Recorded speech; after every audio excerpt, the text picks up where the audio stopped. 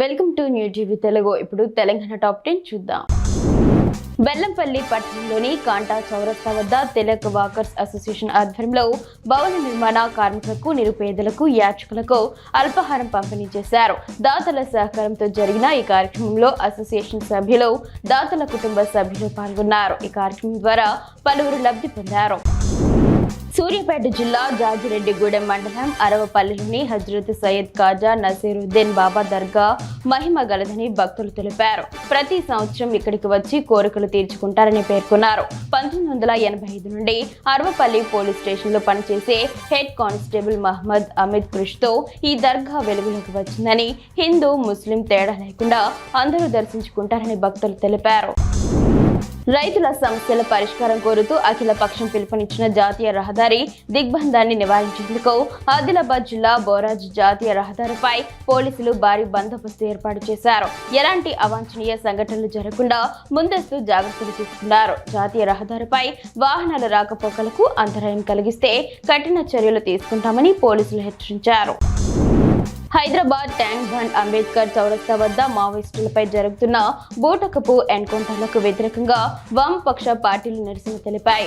Operation కగ్గారు పేరుతో ఆదివాసీ ప్రాంతాల్లో అల్లకల్లోలం చేస్తున్న కేంద్ర ప్రభుత్వం వెంటనే ఆపరేషన్ ఆపాలని, అటవీ సంపదను కాపాడాలని డిమాండ్ చేశాయి. సిపిఐ రాష్ట్ర కార్యదర్శి కూనమినేని సాంబశివరావు, కామ్రేడ్ హెడ్మా ప్రొఫెసర్ కోదండరాంతో పాటు పలువురు నాయకులు పాల్గొన్నారు.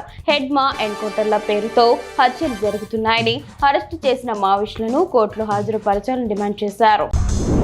తెలంగాణ ముదిరాజ్ మహాసభ అధ్యక్షుడు డాక్టర్ బండా ప్రకాష్ ముదిరాజ్ ఆదేశాల మేరకు అమితాపూర్ గ్రామంలో 11వ వార్షికోత్సవం మరియు ప్రపంచ మత్స్యకార దినోత్సవం సందర్భంగా జెండా కార్యక్రమం నిర్వహించారు. ఈ సందర్భంగా రాష్ట్ర ఉపాధ్యక్షులు పెద్ద విజయ్ కుమార్, మెట్టుకాడి ప్రభాకర్ ముదిరాజ్ మాట్లాడుతూ ముదిరాజుల అభివృద్ధికి సంఘం కృషి చేస్తుందని తెలిపారు. ఏడుపాయల వనదుర్గ ఆలయంలో గత 101 రోజుల హుండీ లెక్కింపును గోకుల్ ఫంక్షన్ హాల్ నిర్వహించారు. ఆలయో చంద్రశేఖర్, దేవాదాయ శాఖ సహాయ కమిషనర్ సులోచన పర్యవేక్షణలో జరిగిన ఈ లెక్కింపులో మొత్తం 29,92,712 రూపాయల ఆదాయం వచ్చినట్లు లెక్కించారు. ఈ కార్యక్రమంలో ఆలయ సిబ్బంది, శ్రీ వెంకట అన్నమాచార్య సేవా సమితి సభ్యులు పాల్గొన్నారు. Ramayampet forest range officer Vidyasagar మాట్లాడుతూ అడవి ప్రాంతంలో సంచరిస్తున్న చిరుత పులిని హింసించవద్దని, గ్రామంలో కనిపించిన వెంటనే అటవీ శాఖకు సమాచారం ఇవ్వాలని సూచించారు. చిరుత రోజుకు సుమారు 25 కిలోమీటర్లు సంచరిస్తుందని, 2 కిలోల వరకు మాంసం తీసుకుంటుందని, అడవుల్లోనే దానికి అవసరమైన ఆహారం లభిస్తుందని తెలిపారు.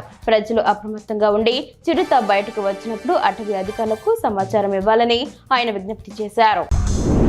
సూర్యాపేట జిల్లా జాజిరెడ్డిగూడెం మండలం అరవపల్లిలో దర్గా ఉరుసు ఉత్సవాలు నేటి నుండి ప్రారంభమయ్యాయి. ఈ ఉత్సవాల సందర్భంగా ఏర్పాటు చేసిన ఏర్పాట్లను ఎస్ఐ ఈటా సైదులు పరిశీలించారు. ట్రాఫిక్ మరియు దుకాణాల సముదాయాల వద్ద ఏర్పాట్లను ఆయన సమీక్షించారు. భక్తులకు ఎలాంటి ఇబ్బందులు కలగకుండా అన్ని చర్యలు తీసుకుంటామని ఎస్ఐ ఈటా సైదులు తెలిపారు. నేడు గంధం ఉత్సవాలు ప్రారంభం కానున్నాయని, అరవపల్లి పోలీస్ స్టేషన్ నుండి ఊరేగింపుగా వస్తుందని ఆయన పేర్కొన్నారు. రాజన్న సిరిసిల్ల జిల్లా వేములవాడ నియోజకవర్గ పరిధిలోని చందుర్తి, మల్యాల గ్రామాల్లో ఇందిరమ్మ చీరల పంపిణీ జరిగింది. రాష్ట్ర ప్రభుత్వ విప్ ఆది శ్రీనివాస్, జిల్లా ఇన్ఛార్జ్ కలెక్టర్ గరిమా అగ్రవాల్ హాజరయ్యారు. ముఖ్యమంత్రి రేవంత్ రెడ్డి రాష్ట్రంలో 1 కోటి మంది మహిళలు కోటీశ్వరులు చేయాలనే లక్ష్యంతో ముందుకు సాగుతున్నారని, ఈ క్రమంలోనే జిల్లాలో ఇందిరమ్మ చీరల పంపిణీని మల్యాల గ్రామంలో మొదటగా ప్రారంభించామని తెలిపారు. రామారెడ్డి మండలంలో మంత్రి సీతక్క కాన్వాయ్ను అడ్డుకున్నారన్న ప్రచారాన్ని టీఆర్ఎస్ నాయకుడు శ్రీనివాస్ పూర్తిగా నిరాధారమని కొట్టిపారేశారు. తాను మంత్రికి గౌరవిస్తానని, కాన్వాయ్కు ఎలాంటి అవాంతరం కలగలేదని ఆయన మీడియాతో మాట్లాడుతూ స్పష్టం చేశారు. సోషల్ మీడియాలో జరుగుతున్న ప్రచారం కల్పితమని, తాను అక్కడ ఉన్నప్పటికీ కాన్వాయ్కు అడ్డంకులు ఏర్పడేలా ఎలాంటి చర్య తీసుకోలేదని తెలిపారు.